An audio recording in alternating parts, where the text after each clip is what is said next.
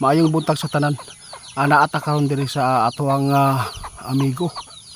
Update po guys, no?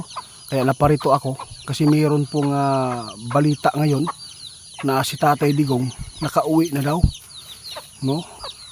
At saka nakita daw sa video na nakasakay na po sa eroplano papuntang Pilipinas. Kahit ako guys, blind po tayo. Kaya gusto kong itanong sa ating kaibigan. Marami po nga naghihintay po sa katanungan na to. Kaya abangan po nyo guys. Baka po makausap po natin ang ating mga kaibigan dito, kung sino man po yung nandito. Kasi kahit ako guys, no, blind, hindi po natin alam. Baka totoo po ito, kaya itatanong po natin. Sana po hindi kayo magalit guys kung ano man po ang mga maririnig po ninyo na ipapaabot po namin. Kaibigan, kaibigan, salamat po. Maayong buntag si tatay ng Sioto guys. Kaibigan, maayong buntag. May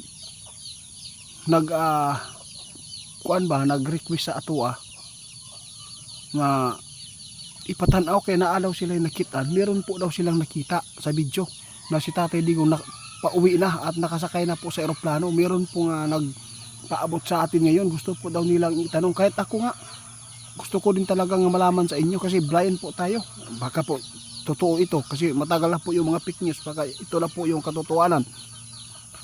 Meron po ba kayong alam po dito kaibigan? Nakauwi na po ba talaga sa tatay? Totoo po ba na siya po yung isinakay po sa eroplano?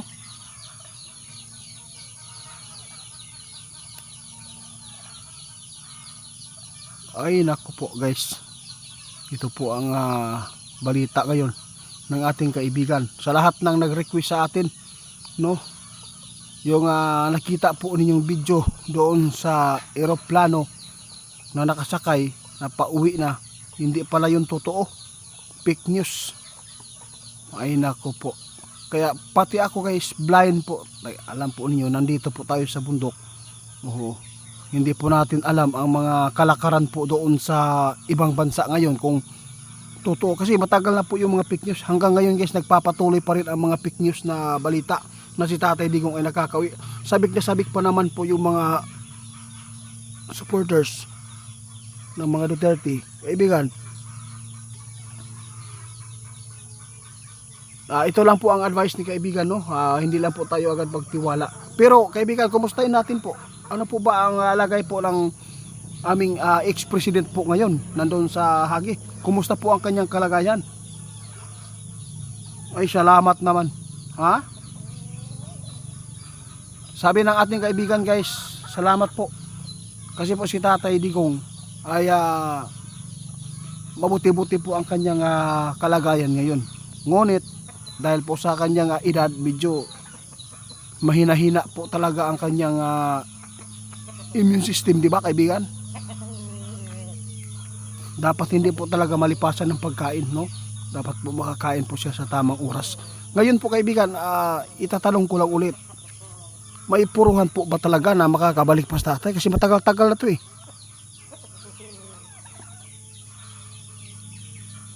Naku po, salamat po guys. Ganun pa rin ang balita ng ating kaibigan, si Tatay Digong, no, makakabalik talaga dito sa atin buhay. Makakabalik siya sa tamang panahon, hindi pa ngayong buwan na to, pero sa mga makalipas po na mga buwan, alam po natin meron tayong malalaman na sorpresa tungkol po daw dito sa paglaya ni Tatay Digong. Maraming salamat kaibigan sa inyong update. Oo, grabe po talaga ang mga fake news ngayon, no? Ginawan po ng mga fake news para makapag-views. Lalo na ipinapakita pa na sakay si Tatay Digong sa eroplano. Pero mga fake news lang pala yun. Kaya panalangin po natin na sana si Tatay bigyan po ng malusog na pangangatawan at saka makakabalik siya ng buhay dito. At sana po sa lahat po ng mga tao na nagdiin, wag po natin pasubrahan, no? Kasi kaibigan, nais ko po itanong sa inyo ngayon, tungkol po sa mga aligasyon ba. Totoo po ba na binabayaran ni Risa Hontiveros yung tao na nag-witness doon sa kaso ni Kibuloy, tapos idinawit pa si Tatay Digong nung si Tatay Digong po daw ay nung bumisita doon sa kay Kibuloy, meron po daw mga putok, no, mga dala na iniwan doon.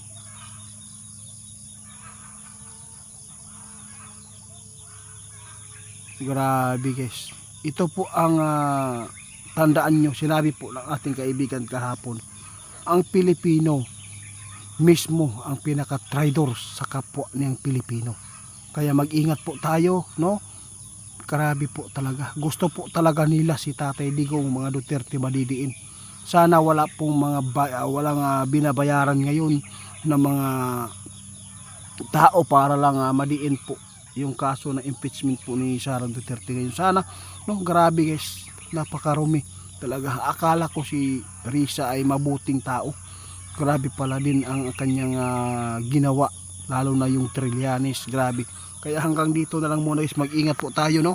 Yung mga iba pala na mga witness dyan, mga gawa-gawa lang pala at binabayaran pala yung iba. Kawawa naman talaga yung mga Pilipino. Mismo yung sarili nating mantika, ginigisa tayo. Yun po ang totoo.